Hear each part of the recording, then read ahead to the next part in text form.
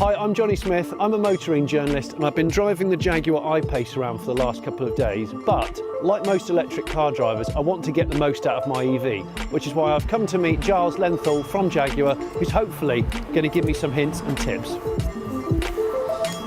Hello, Giles. Hello, Jonny. How you doing? I'm good, thank you. Yourself? Yeah, good. I'm very good.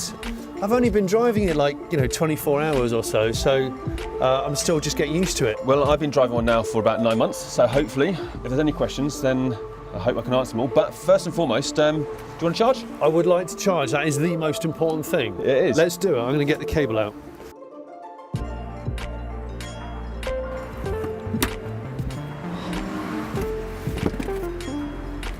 When people say to me, how do you live with an electric car? I say, well, it's really similar in behaviour to the way we live with our phones now, isn't it? Exactly. I mean, if you think, what's usually the last thing you do before you go to bed at night?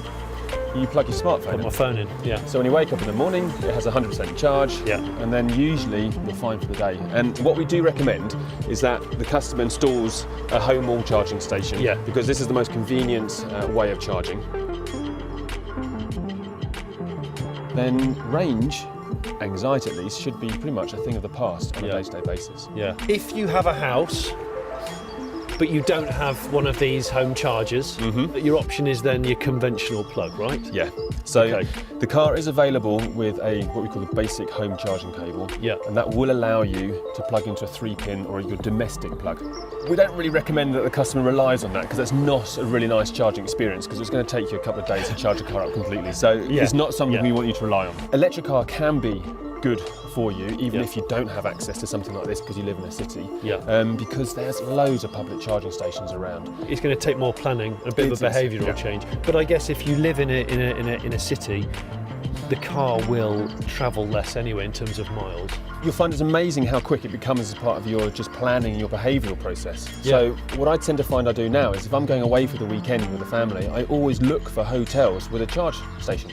So I can plug it in overnight, just like when I'm at home, so the car charges up and it's free to use for the next day. So your home hopefully becomes your fuel station, or one of them. Yes. And the other thing about plugging it in is, of course, you can prepare it for a journey ahead. You can precondition the interior of this car, independent from charging. We have an app, and you can go through your app on your smartphone and precondition the interior. However, obviously using the energy out of the wall is more efficient, exactly, in terms of being able to make sure that it doesn't impact your range. But also what a great feature is with the I-PACE, especially in this sort of weather when it's cold, is that you can precondition the battery. So when you plug it into an AC supply, such as this, then you can program and say, I'm going to be leaving in the morning, it'll warm the interior, it'll warm the battery, as well as charging, and therefore when you leave in the morning, you're in the most optimum position. But one of the things I find, and this is really interesting, is you only really need to precondition if you're doing a long journey. So I actually don't ever precondition on a day-to-day basis because the battery has a sufficient charge for me not to worry about it. All right, Giles, so the WLTP range, WLTP, the official testing body, isn't it? Range of the I-PACE is 470 kilometres, or 292 miles. That's right, on one full charge. In the real world, how close can people expect to get? Because I know, especially if you're a very early adopter of EVs, the issue of range as quoted can be a sort of scary prospect. Yeah, so the 470 kilometres and 292 miles are our official certified numbers, and we obviously stand by those because they are official and correct. But as you say, in the real world, as a customer, you should really expect to get around about the 220 to 230 mile mark. Now, there's a reason for this. So it's still a laboratory test set at a single temperature, which is around about the 25-degree mark, and it uses certain drive cycles. And of course, if you take a cold day like today, then temperature can have a really, really big impact to a range of an electric vehicle. So that's why, realistically, the real world range is lower than the WLTP range. Now there's key things to think about.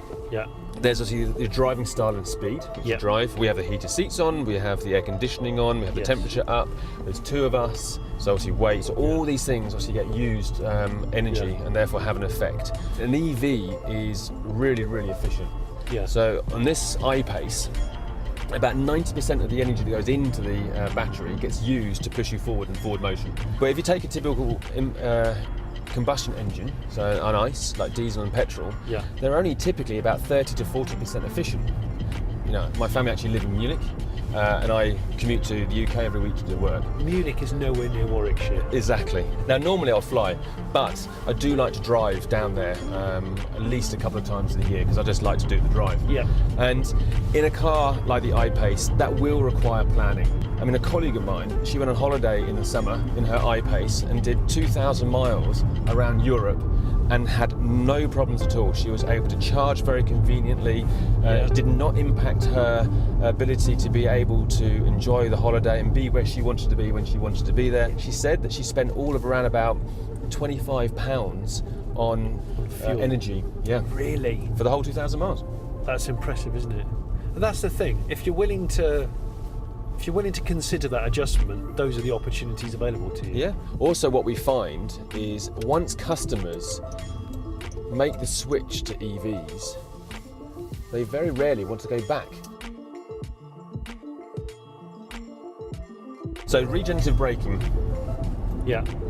What you'll notice if I go into here, so let me just, here we go. So here's regenerative braking, and you've got it at low. And how do you feel that the car's driving? It feels like when I come off the throttle, it's coasting like a normal auto. But on the gauge in front of me, obviously I can see that it's dipping into the charging, so it is harvesting some energy from that. So if I now turn it to high, and as you go down, you drive on, just sort of say to me how you feel that is, what's the differences? Okay, so You really notice the difference? It's really, really dragging then, And that really helps in terms of, say, getting as much energy back into the battery while you're doing your driving. And what I really love about the regen braking, to be honest with you, I actually only really drive with regenerative braking on high, because you can have that single pedal driving style. And it just really sort of makes the whole driving experience relaxed as well as being efficient. So if you just want to pull up on the left, just up here, then I'll also show you one of the really cool features that we have within the I-PACE that is a real benefit to the customer. Okay. So if you're an I-PACE customer and you have any questions about how the car works and you want to know some new tips, so for example like the range we're talking about or simply how the functionality is, then we have something which we call iAssist, and it's behind here. So you just press that, flips down, and you can press that button. Oh, look at that. And that will call through to a call centre, and the person at the end of the line will be able to help you with any of your requirements and questions to do with I-PACE. So it's dedicated I-PACE expert guru. So Johnny, I really hope that today's been useful for you. We know that there are a lot of factors that can really influence your range, but by just doing a few behavioural changes, such as charging your car in the same way that you do with your smartphone, so plug in at night, therefore day-to-day range anxiety shouldn't be a problem. If you are going to be going that longer distance, just a little bit of planning might be involved. For example, making sure the hotel you're booking overnight has a charge post so you can charge overnight. Using preconditioning, again, for that longer journey, just make sure that the car's ready for you and that you don't need to use it every single day, but it's very useful for those longer journeys. And then on top of that, obviously the tips of just being able to adjust how the car energy usage is used and how you drive, just to make sure that you can optimise the range, and also just to make sure that you're comfortable adjusting with the day-to-day usage of the vehicle. I mean, we're really proud of the I-PACE. This is a sports car that happens to be an electric car, as opposed to the other way around, which means it has all the true DNA traits of a Jaguar, of being a performance car. So we want people to be able to enjoy it, we want people to be able to be enthusiastic and not have to compromise their lifestyle. And those little changes means that they can do exactly that.